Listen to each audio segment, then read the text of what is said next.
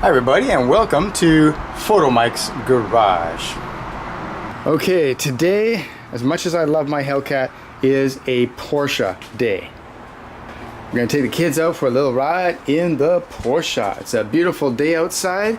Might be a great day to take this car out for a little run.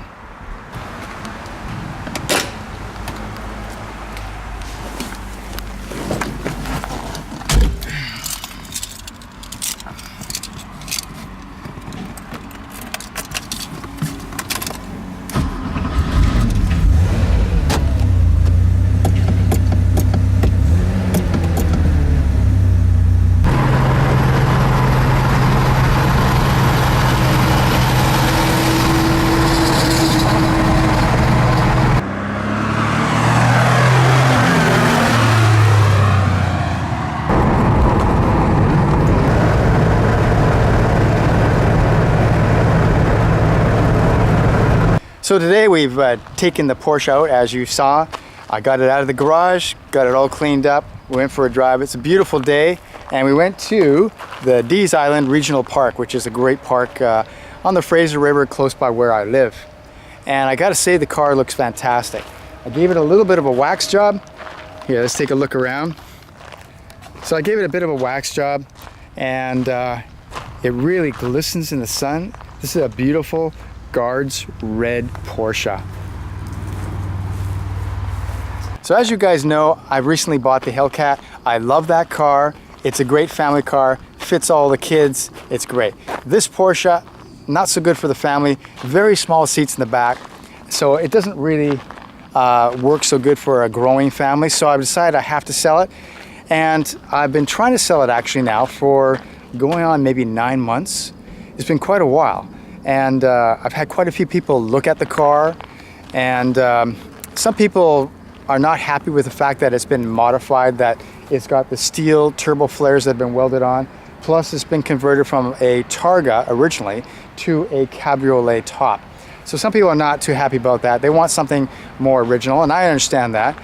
This car is modified, but what's really interesting too is that a number of people have approached me with the idea of using this car for the basis of an RWB build, and to get the man himself, Naki-san, to come and work on my Porsche. Now, when these people approached me, I thought, that's great, what a great idea. Definitely would love to see my car used for a basis for an RWB build. Now, some people don't really like the idea of an RWB build. They think it kind of ruins the Porsche, but I'm open to anything. I think originality is great, but also if you want to modify your Porsche, you go right ahead. And so I actually at one point had the car inspected by a prospective RWB builder. And as you know, if you're going to build an RWB, you're going to have some money. It's a very expensive proposition. You've got to pay for the body kit, which I think is up to $100,000. And to get Naki-san to do the work on your car, have to fly him in. It's a big operation, has to be done properly, and so you need the proper donor car. So this car was inspected to see if it could be a proper donor car, and apparently it didn't pass that inspection. So if you ever watch the RWB builds on YouTube, you can see that the fenders are usually cut off by Naki-san quite high, and these ones are welded on quite high. So the idea was that if he had to cut these off, that he would be cutting into the weld area, which could make everything kind of irregular. So my car might have failed to become an RW car because it already has these steel turbo flares welded on. That is possibly the reason why the car did not pass that, which is very disappointing because I was looking forward to bringing videos of that to you, of the transformation of my rather ordinary, but I think kind of nice 911 turned into a superstar, a car that would be, well, I guess would be one of the famous RWBs. So anyway, my car is still for sale. I'm looking for the right owner. I've got too many cars. I have 5 cars right now. I've got a minivan. It's kind of like a first world problem. I'm not asking for too much sympathy. I do have 5 cars. I've got a minivan. I've got a Scion FRS 2013. I've got the Porsche. I've got Hellcat, and I have a 1973 Camaro. And I have room for parking for 3 cars, so I have a bit of a problem. So I need to get rid of a few cars, and I need to get rid of the Porsche.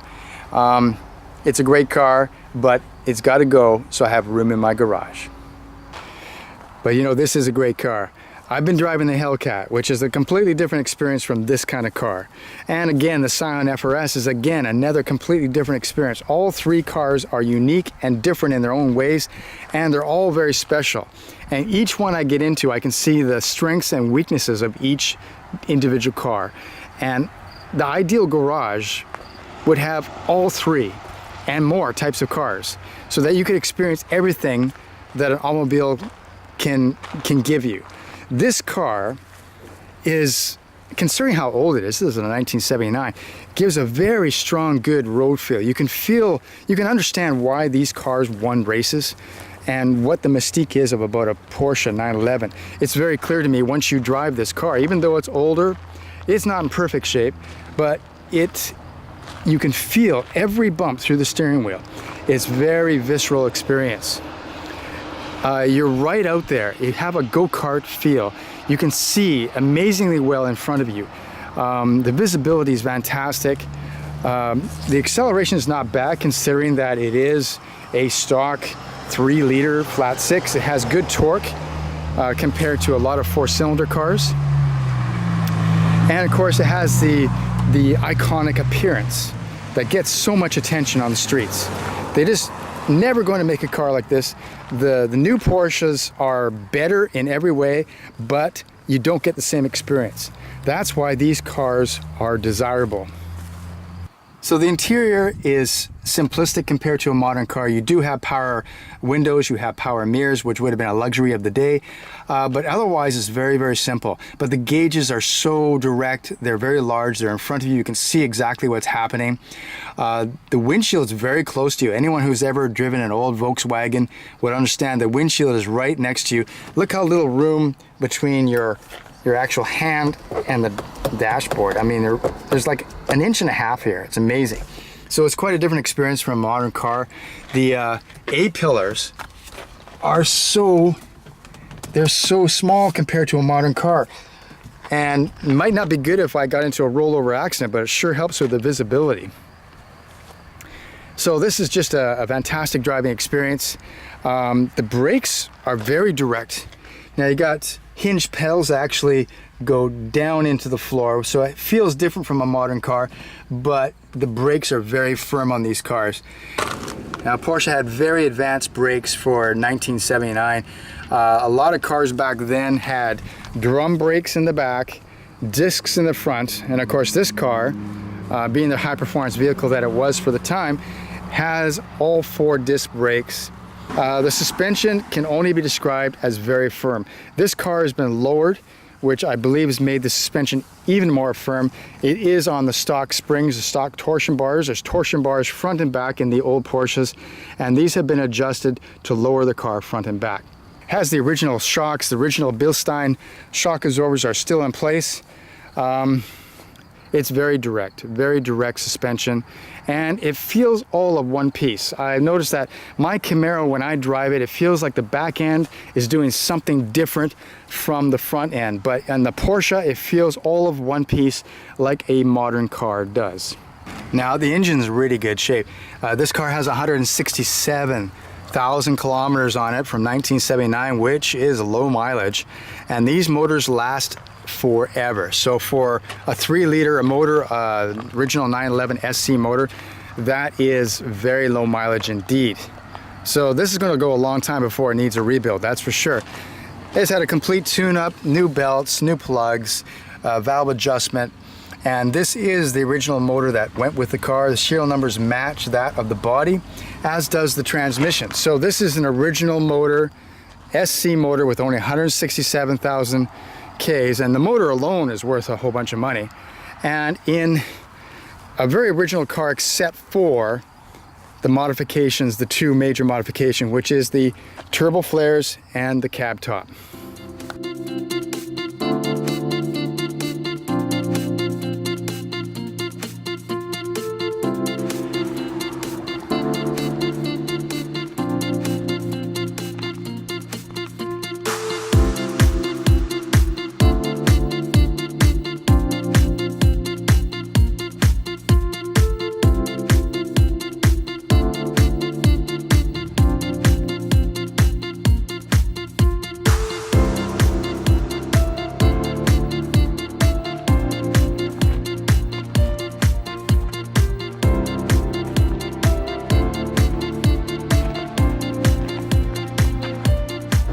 Okay, so in conclusion, awesome car, iconic car. I'd love to keep it. Hopefully someday I'll have another Porsche in my life, but right now, I want to sell this car. So if you're interested in an air-cooled Porsche, something a little different like what I have here, please let me know, contact me, and this Porsche could be yours. Anyway, thanks for watching Photo Mike's Garage. I will see you next time.